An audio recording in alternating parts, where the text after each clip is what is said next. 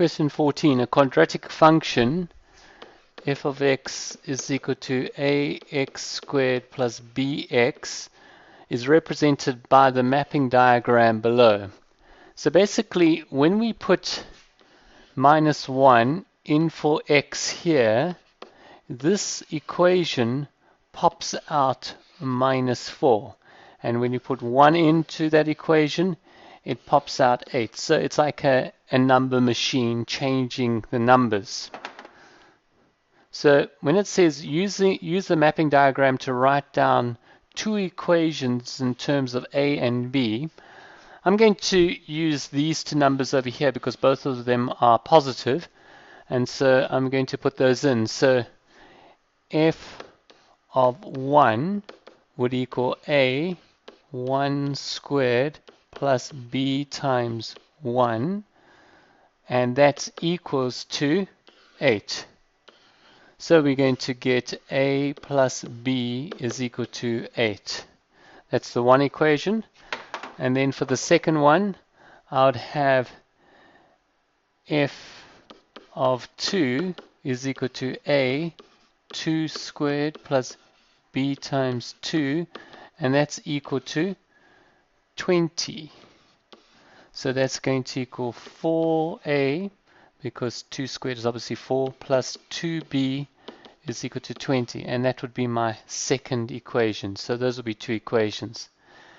And then it says find the values of a and b. Now to do that, we're going to be using these two equations, this equation and this equation, and we are going to simultaneously solve them.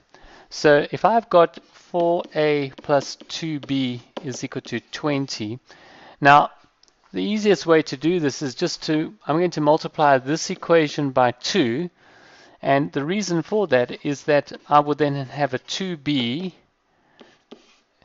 over here, which is equal to a 2b there. So I've just taken this equation, I've multiplied it by 2, and you see I've got 2a plus 2b is equal to 16. And now when I subtract this whole equation from this equation over here, I'm going to get rid of one of my variables. So I get 4a minus 2a is equal to 2a. 2b minus 2b gives you 0b. That's what you wanted. And 20 minus 16 is 4. So we get 2a is equal to 4a is equal to 2. So I've got my a is equal to 2. Now I need to find out what my b is. Now I can use any one of these equations. This equation, this equation, this equation. I'm going to be using this one. This is the easiest. So you're going to get a plus b is equal to 8, and therefore 2 plus b is equal to 8. B is equal to 8 minus 2, which is equal to 6. So our value for a is 2, and our value for b is 6. Then it says calculate the coordinates of the vertex of the graph of f of x. So we now have f of x. We have worked out that f of x is equal to a, which is 2x squared plus 6x. And we want to find the vertex. Now the vertex is the turning point. It's either that point over there or this point over here. It's where the graph turns around. Now, because this is a positive 2x, we know we're going to have a graph like this. It's going to be a positive graph. It's actually going to go through your y-intercept will equal there because you've got no c value, so it's actually going to go through the origin, and it's going to turn around. Now, it's probably going to be something like this. It's going to do something like that, and we're actually looking for that point over there, what that value is there, the turning point. Now I'm going to use the graphics calculator just to get a picture of it, and it's often a good idea for you to do it. So I'm going to put in, I'll just clear these previous graphs that I had in there, so we've got those.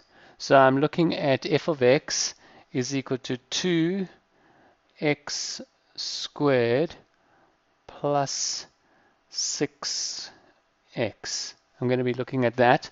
Let's just graph it. So if I graph it, you don't see much, and the reason for that is that your scale is not very good. So let's put in a new scale here, a new plot here. So I'm going to go from here. Let's say I'm going to go from -5 to 5 on your x, and let's say I'm going to go from -10 to 10 on your y. Let's see how that works. Oops, sorry, I got this wrong over here. The scale here, let's make that 0.5 again. This is from -10 to 10.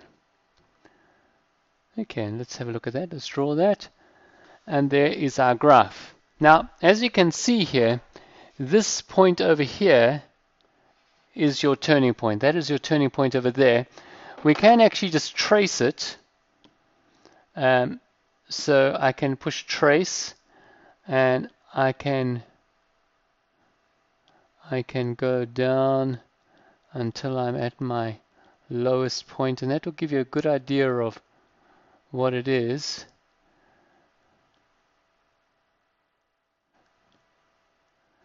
It looks like it's around, notice there, 4.1. It's about for the x 1.5, around that, and your y is about -4.48. But that's not so accurate. Let's actually do it accurately. So here we have got our equation y is equal to 2x squared plus 6x. Now we use this formula over here. X is equal to minus b over 2a, which will give us our axis of symmetry. We actually find this line that goes through that turning point. So your b is that value over there, and your a is that value. Your c is the value that you've added on. Your c is actually equal to 0 in this case. So it's going to be -6 over 2 times 2, which is 4. So it's going to be -6 over 4, which is equal to -1.5, which we could gather here. See, we've got -1.59, so we're pretty close there.